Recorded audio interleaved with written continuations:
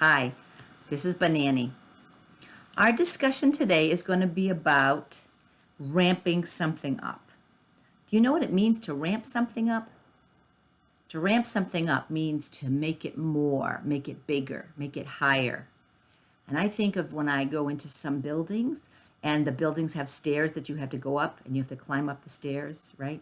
And sometimes that's hard for small children, or it's hard for someone in a wheelchair or someone who has difficulty walking. And so they have a ramp, they have a board, or they have some concrete, a way that people can get up there without having to climb the stairs. But what they're doing is they're going up higher. The ramp helps you to go up higher.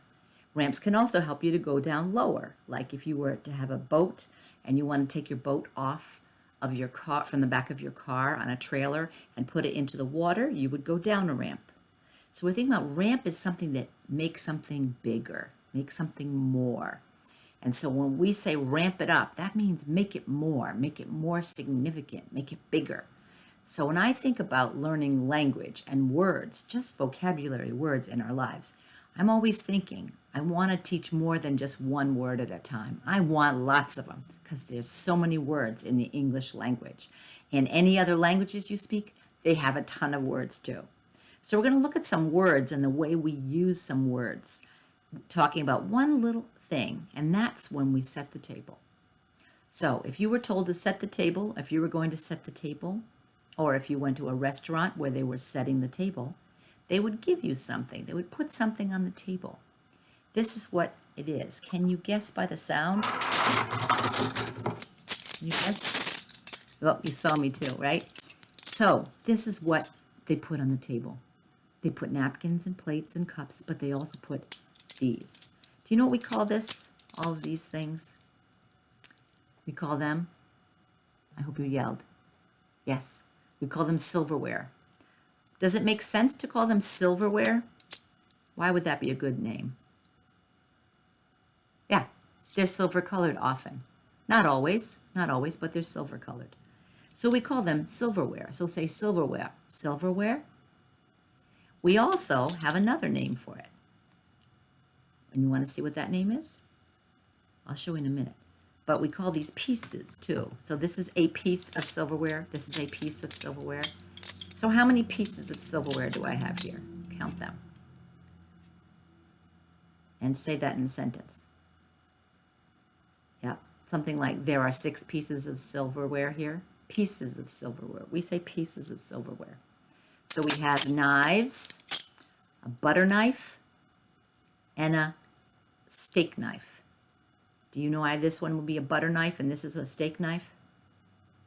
That's a really easy question. This one works for butter, this one works for steak. Very good. And then we have 2 forks. We usually say knives, forks, and spoons. I don't know why, but we say knives, forks, and spoons. I'm going to put the knives down. I'm going to show you the second one I just mentioned. What are these? Yeah, they're forks. And this fork has a name, and this fork has a name. Which do you think the dinner fork is, and which do you think the salad fork is? Which one do you think this is? This is the dinner fork to eat my dinner. And this fork is a little smaller, right? You can see it's a little smaller. What is this for? The salad. Dinner fork, salad fork. Good. And I have 2 kinds of, what's the last thing I had? Knives, forks, and spoons, right. So I have 2 different kinds of spoons. What's the name of this one? Do you know the name of this one? I'll give you a hint. I would use it in my coffee, or I would use it in my tea. In my tea. We call this a teaspoon. Yeah, some of you got that, teaspoon. And this one is a little larger. And what do you think we call this? It has a couple names. Yeah, we might call it the tablespoon or a soup spoon because it's bigger, right? So sometimes I prefer the teaspoon and sometimes I prefer the tablespoon. How about you? Do you like some for some things and some for others? Okay. So we have knives, forks, and spoons. So say that. Knives, forks, and spoons. Very good. And we call these 3 names. We say it's a piece of silverware. Each one is a piece of silverware or a piece of Tableware, that's interesting. Tableware, does that make sense? Why would tableware make sense? Yeah, you put it on your table. And the last word, we sometimes say cutlery. Cutlery. What's the first part of that word? Cut. Cutlery. So what are you thinking? Are you thinking that because it's cut, I could cut food with it? It's cutlery? Like knives? I can cut food with, actually with everything. I could cut a banana with a spoon, right? We call it cutlery. So repeat, a piece of silverware, a piece of tableware, a piece of cutlery, a piece of cutlery. Very good, very good. Now, so we've learned some new words. I think some of these are new to you, right? There are other words we have, but those are the best ones for that for now. But then the other thing is, what do?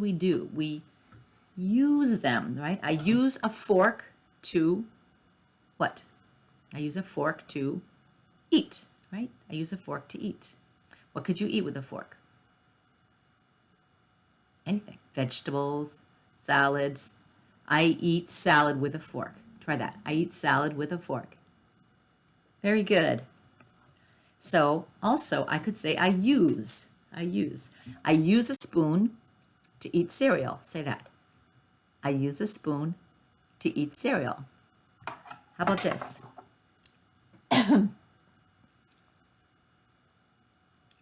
I use a knife to cut my food. I use a knife to cut my food. Okay, so we use the word use a lot, especially with tools. And silverware, cutlery, tableware are all different types of tools, okay? So I have several words here. I'm not going to show you the last one because it's so interesting, and I think I'll wait a moment on the last one, but I'll show you the other two words. So can you see those words? The first word is use. I use. I use, right?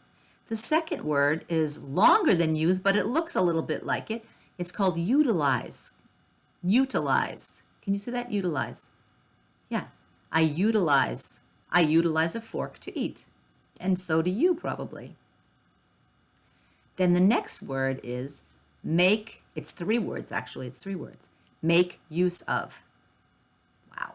It still has the use word, but it puts it this way. I make use of a fork when eating, when I eat. I make use of a spoon when I eat. Okay? So we have use is the same as utilize. It's the same as make use of. And now I'm going to show you a really, really, really grown-up one, a really sophisticated one, a really ramping it up to a very high level. And it's this word, this expression. I employ the use of. Have you ever heard that in English? That is like, wow! I employ the use of. So, what would you employ the use of this with? When you're doing what? Maybe you're buttering your bread. You're cutting something soft, like a cooked carrot or a banana. Or you're putting icing on a cake. You're putting the frosting on a cake. You would employ the use of this. So say that. I would employ the use of. I didn't think you could do that. It was so hard. Okay. How about this? I use this fork to eat a salad. Good. Now we'll pick the second word, utilize. I utilize this spoon to eat my soup. Some people say drink your soup too. If it doesn't have vegetables or meat, you might say drink your soup. Now then try the next one. Make use of. I make use of this spoon to stir my coffee, stir my tea, or eat Jell-O or pudding or something. And then finally, the hard one. That was the hard one. I employ the use of this to do what? To cut my meat. I employ the use of the steak knife to cut my meat. So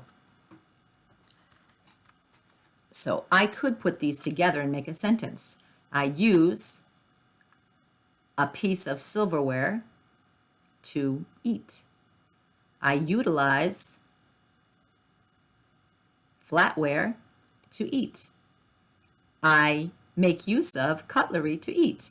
I employ the use of knives, forks, and spoons to eat. So, do you think you learned some words today that are new? Words for knives, forks, and spoons, and words like verbs to show how you're going to use something? I hope so. So I'm going to hold these up, and you can take a picture if you want. Okay, and I'm going to hold the other one up, and you can take a picture of it. I'm going to make it a little darker because it's not so dark anymore. Because sometimes when we write on these things, it fades. That means it gets lighter. Let's take a picture of that one. And I want you to see if there's somebody in your house who doesn't use that word or doesn't know that word or remembers that word, and they're like, yeah, they used to say that at my aunt's house, or I heard that when I worked at a restaurant. So thank you for being with us, and I hope you liked our lesson about ramping up the language of silverware, cutlery, tableware, and not only do we use it, but we utilize it, make use of it, and we employ the use of it. Very good. Congratulations, you're learning more and more language, and make sure that you ask other people if they know all of those words. And when you set the table the next time, I want you to say, I'm utilizing a spoon, right? Or when you eat your cereal tomorrow, you can say, I'm making use of this utensil. Oops, we didn't have the word utensil, but that's an extra free one. Okay? So, congratulations. You did very well today. This is Banani saying bye-bye.